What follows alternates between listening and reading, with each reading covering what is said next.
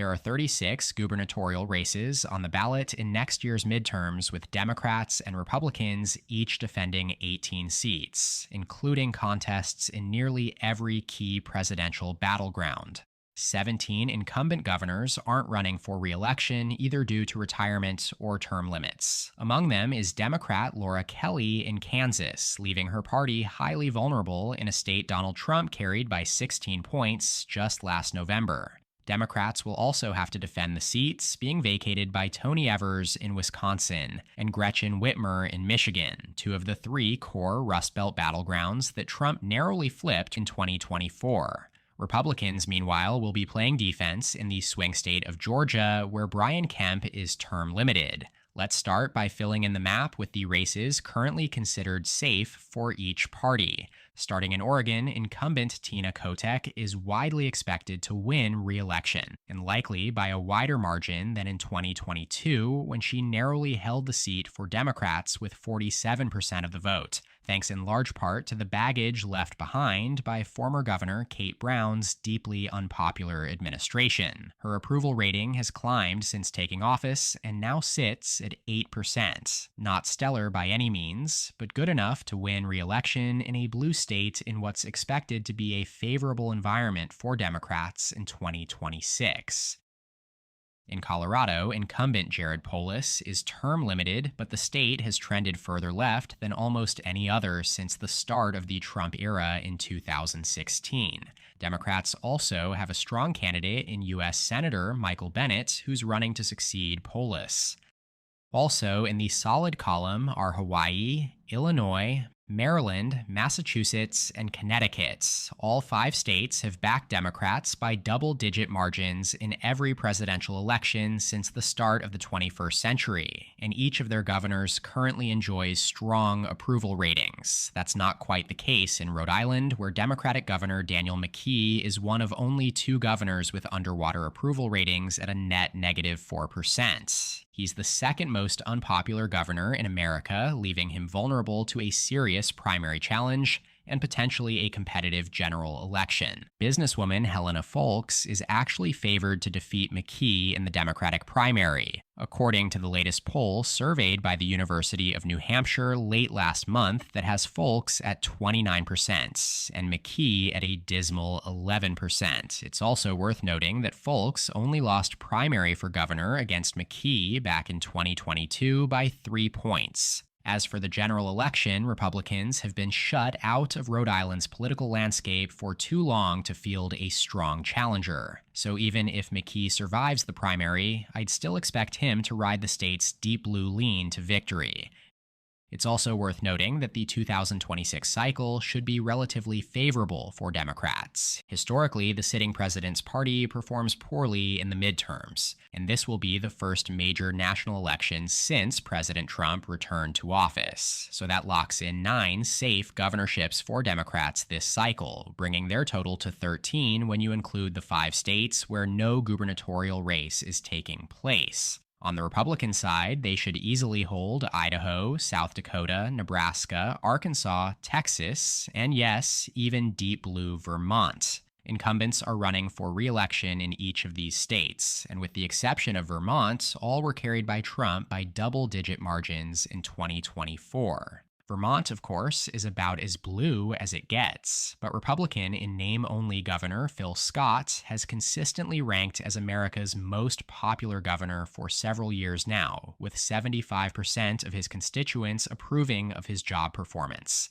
That level of popularity is almost unheard of in today's polarized political landscape. He won re-election last November by more than 50 points, even as Kamala Harris carried Vermont by 32, Democrats' best performance in any state. As for the states where Republicans won't have an incumbent running, Wyoming, Oklahoma, Tennessee, and Alabama, it simply doesn't matter. Each of these 4 states back Trump by more than 30 percentage points, placing them among the most Republican in the country and eliminating any realistic chance of a Democratic upset. There's an outside chance that the races in South Carolina or Florida become competitive, as both states' Republican leans are a bit narrower. But that would require either a major scandal on the Republican side or a generationally strong Democratic challenger. For now, they round out the GOP's list of safe seats, bringing Republicans to a total of 21 when adding these 12 to the 9 governorships they hold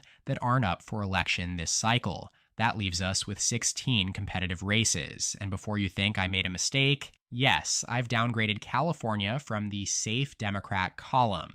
Before I tell you why, let me take a moment to remind you to subscribe to my channel below. Right now, YouTube Analytics is telling me that less than 20% of my viewers are subscribed. Again, just hit that button. It's completely free, and it helps me make more videos like this in the future. And just another reminder to check out my brand new forecasting website at electionpredictionofficial.com. That's Election Predictions Official, but without the S. Here you can see my latest prediction for the 2026 midterms in every state. All right, California is the first of our likely states. Incumbent Gavin Newsom is term limited, and while the Golden State remains solidly blue, Democrats are struggling to consolidate around a successor with Kamala Harris declining to run. California is unique in that it uses a top 4 jungle primary system where the top 2 vote getters, regardless of party, advance to the general election. Former Congresswoman Katie Porter is the biggest name in the field, but her campaign has been marred by controversy and her growing unpopularity even within her own party. Other notables include Xavier Becerra, the former state attorney general and Joe Biden's HHS secretary, Congressman Eric Swalwell, billionaire Tom Steyer, superintendent of public instruction Tony Thurmond, and former LA mayor Antonio Villaraigosa. Another billionaire, Rick Caruso, has also publicly expressed interest as well. With such a crowded field, there's concern among Democrats that California's strongly Democratic electorate could be so divided that 2 Republican candidates, namely political commentator Steve Hilton and the Riverside County Sheriff Chad Bianco, might theoretically finish atop the primary and shut Democrats out of the general election entirely. That's still very, very unlikely. The Democratic Party machine will do everything possible to prevent it. But if we look at the prediction markets, you can see just how present that threat is. After Swalwell, Porter, and Steyer, Hilton has a 29% chance of advancing to the general election, and Bianco a 17% chance. Nevertheless, I expect Democrats to sort things out by next June, which is why California remains likely blue on the map. Also in the likely blue column is Minnesota, where incumbent Governor Tim Walz is expected to seek a 3rd term, fresh out of the national spotlight. Walz isn't the strongest incumbent from an electability standpoint, having underperformed in his 2022 re-election bid, but the fundamental advantage of incumbency, combined with Minnesota's moderate blue lean, gives him a clear edge. The dynamics are nearly identical in the state of Maine and in New Mexico, where both Democratic incumbents are term limited. In Maine, Democrats have 4 relatively high-profile candidates in the running. All 4 have raised more than $400,000 and would be favored to hold the seat. Then in New Mexico, former Congresswoman Deb Haaland, who served as Joe Biden's Secretary of the Interior, is expected to win the Democratic nomination. The Republican field is far more open, but Haaland would be heavily favored against any of them. Despite being quite different demographically, New Mexico being one of the most racially diverse states in the nation with a Hispanic plurality, and Maine being the whitest. Both have followed remarkably similar voting trends in recent cycles. Kamala Harris carried Maine by 7 points and New Mexico by 6. 4 years earlier, Biden won Maine by 9 and New Mexico by 11. Finally, Democrats earn a likely Democrat rating in New York, which saw the largest pro-Trump shift of any state between 2020 and 2024, signaling real vulnerability for Democrats in a place they've long taken for granted. Remember back in the 2022 midterms, relatively unknown Republican Congressman Lee Zeldin came within 7 points of unseating incumbent Democrat Kathy Hochul, earning more raw votes than any GOP candidate in New York since 1970 and posting the party's best percentage since 2002.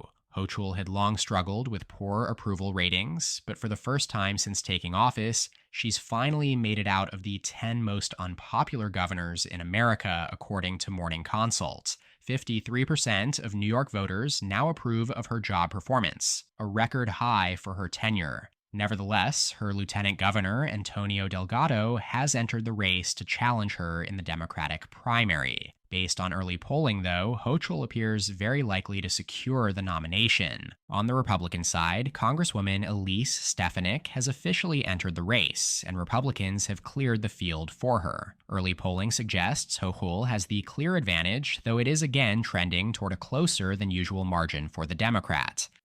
So those likely ratings bring the Democratic seat count to 18, still 3 shy of Republicans before we get to their likely states. First up, New Hampshire. Like its New England neighbor, Vermont, the Granite State elects its governors every 2 years, and those races tend to lean more Republican than its federal contests. In fact, Democrats have won every federal election in both states over the past 20 years, with just one exception, Kelly Ayotte's U.S. Senate victory in 2010. Now, Ayotte is back running for re-election as governor of New Hampshire after a strong showing last November. She won the governorship by 9 points, even as Kamala Harris carried the state by 3. That said, there's a chance Ayotte could face a primary challenge from Corey Lewandowski, a longtime ally of President Trump, as she's resisted White House pressure to redraw New Hampshire's congressional maps in favor of Republicans. That could open the door for Democrats to flip the seat back, with former state senator Tom Sherman eyeing another run. All 3 major forecasters still rate this race as at least likely Republican, and I'm inclined to agree for now. The other 2 likely Republican seats are in Kansas and in Alaska. Kansas, notably, would be a flip. Trump won the state by 16 points in 2024, easily making it the GOP's top pickup opportunity on the entire map. Term-limited Democratic Governor Laura Kelly originally flipped the office from red to blue in 2018, riding a national blue wave and widespread backlash to former Republican Governor Sam Brownback's deeply unpopular tenure. She then managed to win re-election in 2022 thanks to strong personal approval ratings and momentum from that year's abortion rights referendum. But with Kelly off the ballot, Republicans are extremely well positioned. Both former Governor Jeff Colyer and Secretary of State Scott Schwab have emerged as strong early contenders, and as of now, regardless of who secures the nomination, Republicans are favored with about a 70% chance of winning, according to Kalshi's prediction market. As always, I'll leave a link in the description and comment section below so you can make your own predictions on Kalshi as well. Personally, I wouldn't be surprised if the Kansas race moves closer to safe Republican as we approach Election Day. In Alaska, Republican Governor Mike Dunleavy is term limited, and Democrats' chances of flipping the seat rest almost entirely on whether former Congresswoman Mary Peltola decides to run. She's reportedly still deciding between a U.S. Senate bid or a run for governor. If she passes on the governorship, Republicans would hold a clear advantage in the race, likely with Lieutenant Governor Nancy Dahlstrom or business owner Bernadette Wilson as their nominee. But if Peltola chooses the governor's race over the Senate, an upset becomes very possible, especially if signs of a broader national blue wave begin to take shape. Right now, the prediction markets demonstrate uncertainty with no single candidate above 25% or 1 in 4. Okay, now that leaves us with just 8 more races to project, with Republicans at 24 and Democrats at 18. The 8 states remaining are those I expect to be the most closely watched of the cycle. Let's go through the lean states, starting with Iowa, where incumbent Kim Reynolds is retiring. That would normally pose a problem for Republicans, except Reynolds is actually the most unpopular governor in the country, and by a wide margin. Morning Consult's latest tracker shows that just 41% of Iowans approve of her job performance, while 53% disapprove. That net negative 12 approval rating is 8 points lower than any other governor in the country. So in a way, Reynolds stepping aside might actually be a blessing in disguise for Republicans, especially considering Democrats are likely to nominate a very strong candidate in State Auditor Rob Sand. Still the only Democrat to win a statewide election in Iowa this decade. The Republican favorite is Congressman Randy Feenstra, who, if not for Iowa's sharp Republican shift in recent cycles, Democrats would be in a very strong position here. But the reality is, Iowa is a solidly red state now. Trump carried it by 13 points last November. That's what keeps this race firmly in the lean Republican column.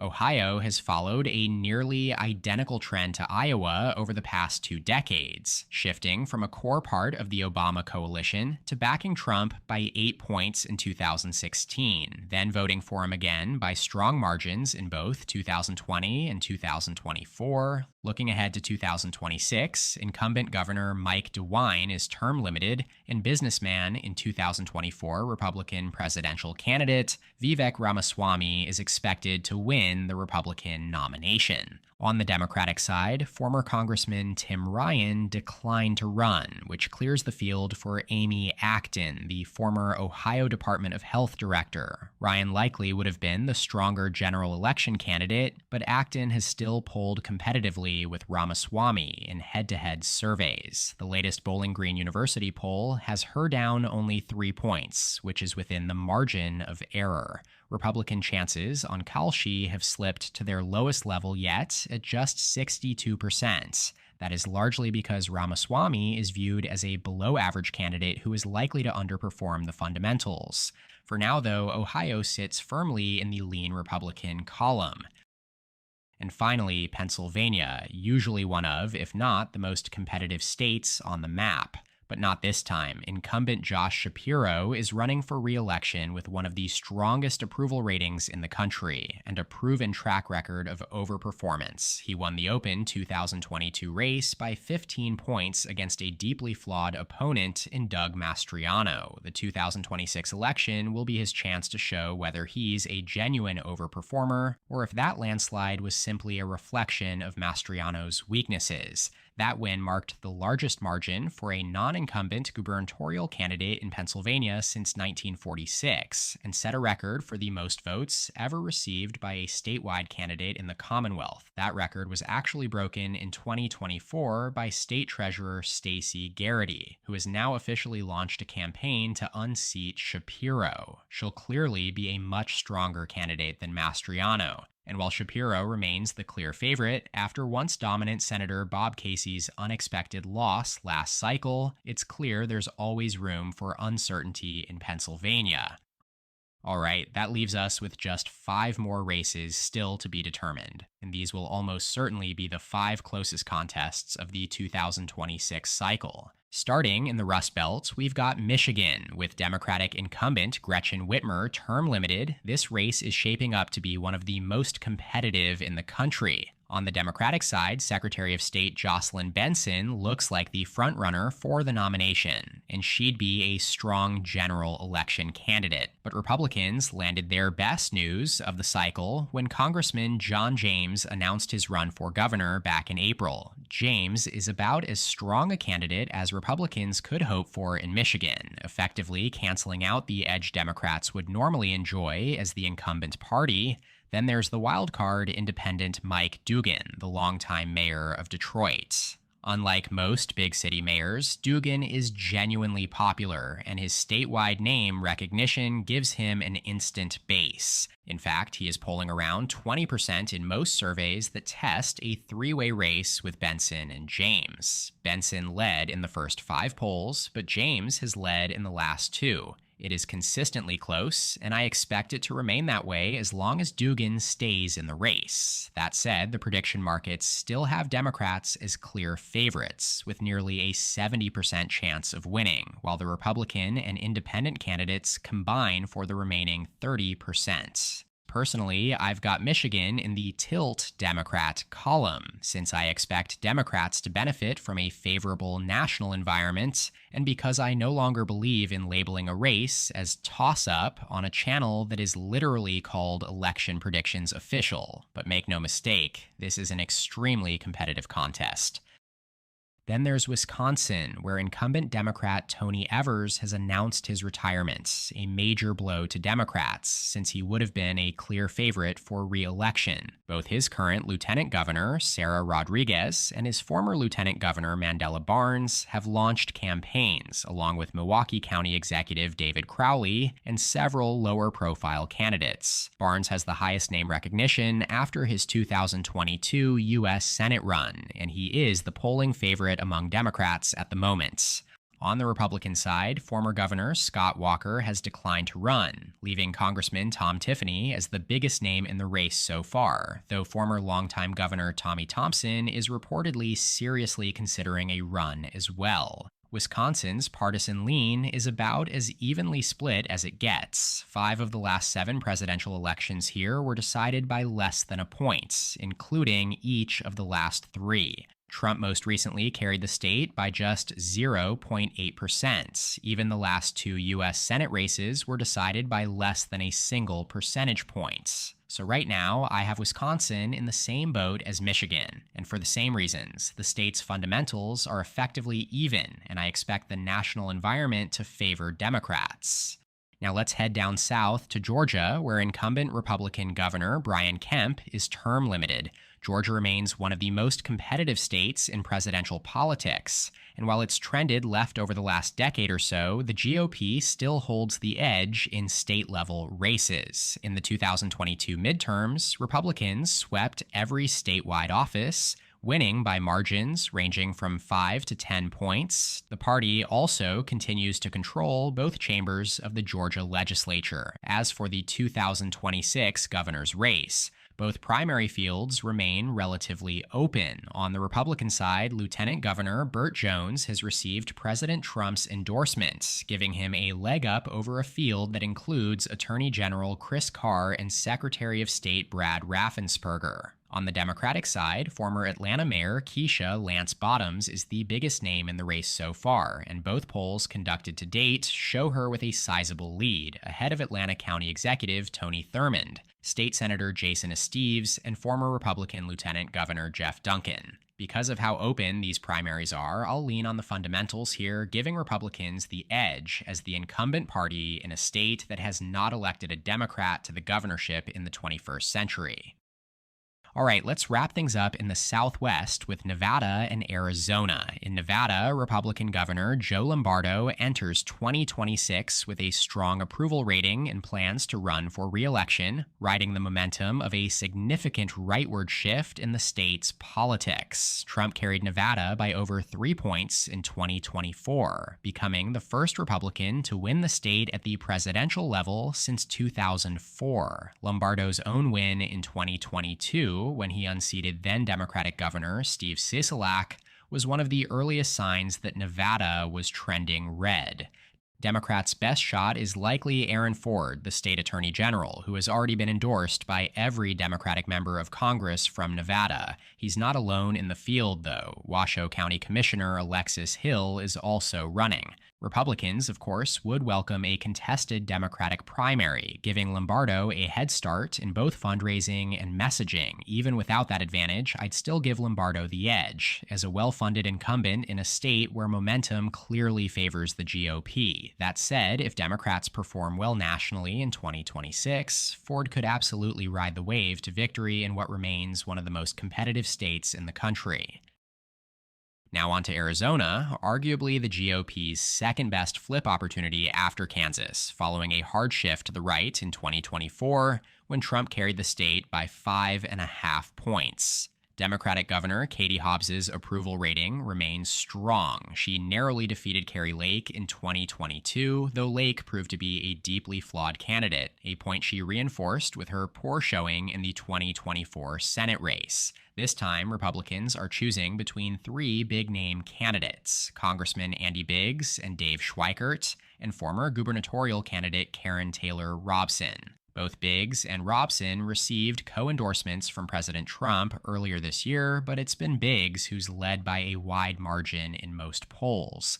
We don't yet know the extent of Schweikert's impact, as just a few polls have been released since his announcement, but we can say with some certainty that Robson would likely be the strongest general election candidate, while Biggs and Schweikert could struggle statewide, considering they're two of the most conservative members of the House, and Arizona voters have consistently rejected far-right candidates in recent cycles. All of this plays into Hobbs's hands. A fractured Republican primary will not only hurt each candidate from a messaging standpoint, but will also drain money that would otherwise be spent against Hobbs. I've got her as the slight favorite at this point. So with that, I project Republicans to hold 28 governorships after the 2026 midterms compared to Democrats' 22. That reflects a net gain of 1 seat for the GOP, as they're very likely to flip Kansas. Otherwise, every other seat is currently expected to stay with the incumbent party. That, of course, is almost certain to change over the next year before Election Day. As always, drop your thoughts on this analysis in the comments below. Shout out to my channel members listed in the description. Don't forget to subscribe and leave a like if you enjoyed the video. Check out more of my content here. And as always, thank you so much for watching. I'll see you next time. EP out.